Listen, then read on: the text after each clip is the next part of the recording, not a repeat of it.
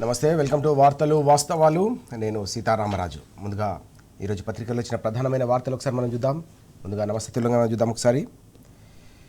Future ముసుగు assigned పై పిడుగు అంటూ ఒక ప్రధానమైన వార్త మనకు కనిపిస్తూ ఉంది. పారిశ్రామిక అవసరాల ముసుగులో ఫ్యూచర్ సిటీకి భూసేకరణ ఎట్లా చేస్తూ ఉన్నారనే అంశం మనం ప్రధానంగా ఇక్కడ చూస్తూ ఉన్నాం. పరిసర గ్రామాల్లోని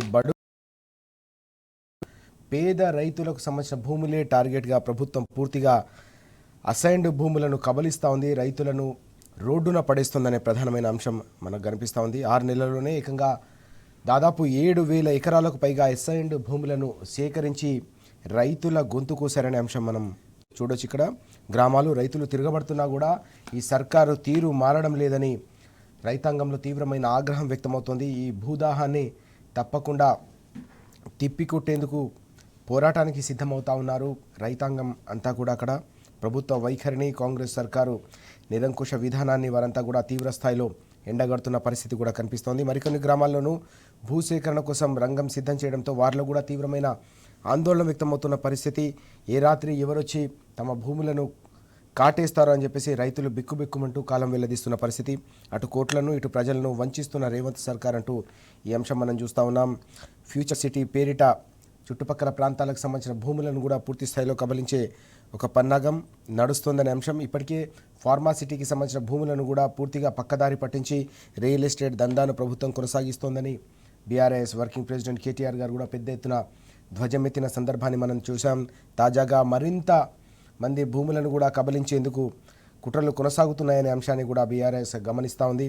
పేదలను తరిమి ప్రభుత్వ భూములను పూర్తిగా ప్రభుత్వం గుంజుకుంటున్న నేపథ్యంలో వారి పక్షాన పోరాడేందుకు కూడా బీఆర్ఎస్ పార్టీ సన్నద్ధమవుతున్న సందర్భం కూడా మనం చూస్తూ ఉన్నాం. దానికి సంబంధించిన సమగ్రమైన వివరాలు కూడా ఇక్కడ కనిపిస్తూ ఉన్నాయి. మరో వార్త కూడా చూస్తున్నాం. ఇక్కడ అన్నగా నిలిచి కన్నీళ్లు తుడిచి అంటూ మరో వార్త. నిన్న రాజేంద్రనగర్ నియోజకవర్గానికి సంబంధించిన బీఆర్ఎస్ నేతలు తెలంగాణ భవన్లో బీఆర్ఎస్ పార్టీలో చేరిన సందర్భంగా భావోద్వేగమైన దృశ్యం. పార్టీకి సంబంధించి చేరుతున్న సందర్భంలో పార్టీ నాయకులు కావచ్చు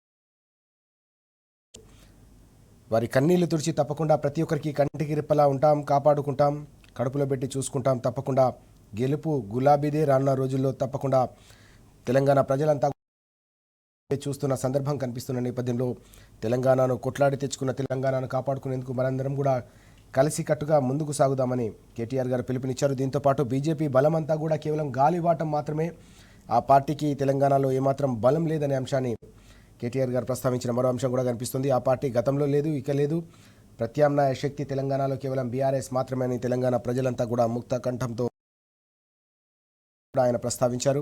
కేసీఆర్ గారు అంటేనే వెలుగులు, కాంగ్రెస్ అంటే చిమ్మ చీకట్లు. ఆ చీకట్లు మరోసారి తెలంగాణను అలుముకున్నాయి. గత రెండేళ్ల కాలంలో పూర్తిగా తెలంగాణ మరోసారి అంధకారంలో చిక్కిందంటే ఆ పాపమంతా కూడా కాంగ్రెస్ పార్టీదే అని ఆయన ధ్వజమెత్తిన అంశం కూడా కనిపిస్తోంది. కాంగ్రెస్ బీజేపీ పార్టీలకు ప్రజలే బుద్ధి చెప్పాలని కూడా ఆయన పిలుపునిచ్చిన అంశం మనం ఇక్కడ చూస్తూ ఉన్నాం. బీఆర్ఎస్ పార్టీతోనే తెలంగాణకు 10 ఏళ్ల పాటు మంచి రోజులు వచ్చాయి. రానున్న రోజులు కూడా మళ్ళీ ఆ పరంపర కొనసాగాలంటే మరి బీఆర్ఎస్ పార్టీ మాత్రమే తెలంగాణలో అధికారంలో ఉండాలని తెలంగాణ ప్రజలంతా కూడా అభిప్రాయంతో ఉన్న అంశం కూడా మనం చూస్తూ ఉన్నాం. అలాగే నిరుద్యోగుల మెరుపు ధర్నా కొనసాగుతున్న సందర్భం. ప్రతినిత్యం కూడా గతంలో దిల్సుఖ్ నగర్, ఆ తర్వాత అశోక్ నగర్, చికట్పల్లి ఇలా ప్రతిరోజు ఏదో ఒక చోట తమ నిరసనను హోరెత్తిస్తూ ఉన్నారు. 2 ఏళ్ల పాలన పూర్తి చేసుకున్న కాంగ్రెస్ సర్కార్ 2 లక్షల ఉద్యోగాల హామీని పూర్తిగా గంగలో కలిపి తమ జీవితాలను ఛిద్రం చేసింది, అంధకారంలోకి నెట్టిందని వారంతా కూడా తీవ్ర స్థాయిలో మండిపడుతున్న అంశం కూడా మనకు కనిపిస్తోంది. అలాగే భూహారతి పేరిట 100 కోట్ల రూపాయలు స్వాహా అంటూ మరో వార్త కూడా మనం ఇక్కడ చూస్తూ ఉన్నాం. ఇవి ఈరోజు పత్రికల్లో మనకు ప్రధానంగా కనిపిస్తున్న వార్తలు.